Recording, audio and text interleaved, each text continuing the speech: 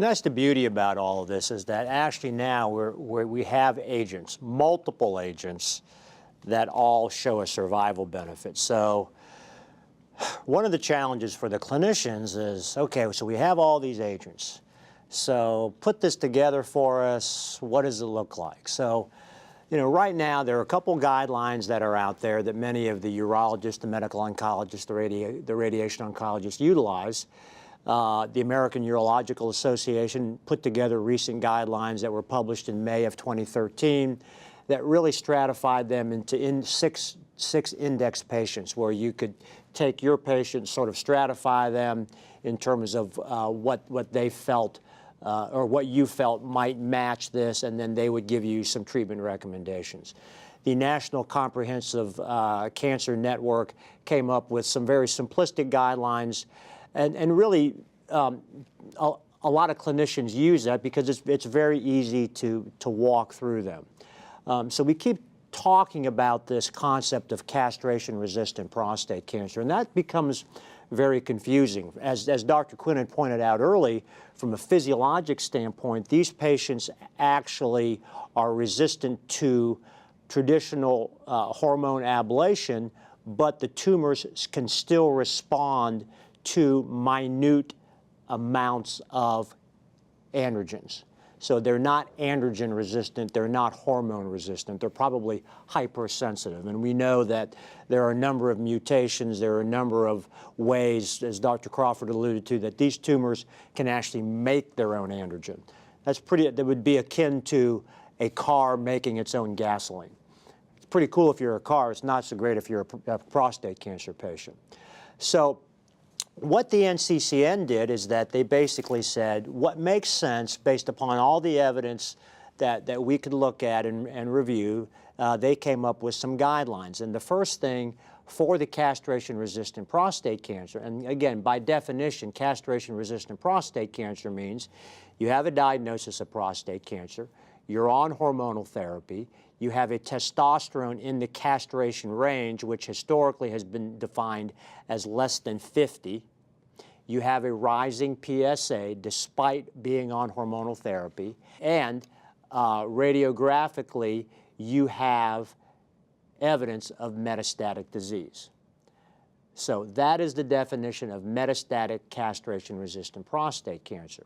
The NCCN guidelines make it fairly simple. They say if you have that, if you have those criteria, then you're either minimally symptomatic or asymptomatic, which many of these patients are, or you are symptomatic, meaning that you're having to take some element of an analgesic, whether it be a nonsteroidal or an opiate, to control your pain that the clinician feels is directly related to the spread of the prostate cancer. So in the minimally symptomatic or asymptomatic patient, what is approved is Sapulacel-T as well as secondary hormonal therapy. What's approved in the symptomatic patient is docetaxel, radium-223, some of the secondary hormonal therapies that Dr. Quinn alluded to, which would be right now is abiraterone. So that's the current state of affairs in terms of what the recommendations based upon guidelines from the NCCN. The problem that the challenges that face the clinician as well as the payers is the cost of all these medicines, the sequencing of all these medicines. So that is the challenge that we face because all of these therapeutics come with a cost.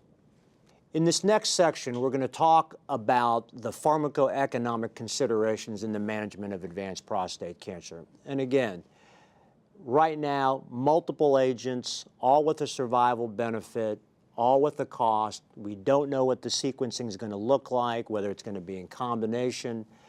And this presents, again, a big challenge not only for the clinicians, but certainly for the payers. So one of the questions that we need to ask is, can we describe the current state of affairs with respect to medical policy and coverage in advanced prostate cancer? So you guys get to hear my speech. Absolutely. It's perfect. So there is a tremendous lack of understanding cynicism, perhaps, regarding how payers make decisions about what should be covered. I think there's a misconception that we start with the price tag and work backwards. That is absolutely not how it works. In virtually every payer, there is an evidence shop that is firewalled off from the contracting shop. And in the evidence shop, we look at the quality of the evidence just like you guys do when you're making decisions to treat patients or build pathways or whatever. And we look for good, high-quality evidence.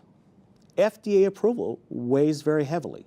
And for many payers, including Aetna, NCCN approval also weighs very, very heavily. So there's virtually no payers who, at the present time, don't cover FDA-labeled indications. And there are very few payers who don't respect the NCCN compendia as ways to determine coverage policy. That is not to say that we do not pay attention to the cost. We definitely pay attention to the cost. And it's particularly challenging now because everything new is very, very expensive. So traditionally, I think health plans have utilized certain methodologies to try to control cost. Make sure that utilization is appropriate. And one of the most common, for example, is prior authorization, where the health plan or the pharmacy or the paying body has a list of criteria that determine medical appropriateness. And that list is typically extracted from the labeled indication for the drug or what the NCCN has said in their guidelines. So we have, of the new agents that were discussed today, abiraterone, enzalutamide, Provenge, and radium are all on the prior auth list. They all reflect the FDA-labeled indication. Our goal is to make sure that the right patient gets the right treatment. Exactly how much we pay is a negotiated rate, and that depends on many, many different things. But that's the standard approach. And I think what's happened now is, with this huge influx of new expensive therapies, whether that approach is going to be the approach going forward or whether other solutions are going to be needed.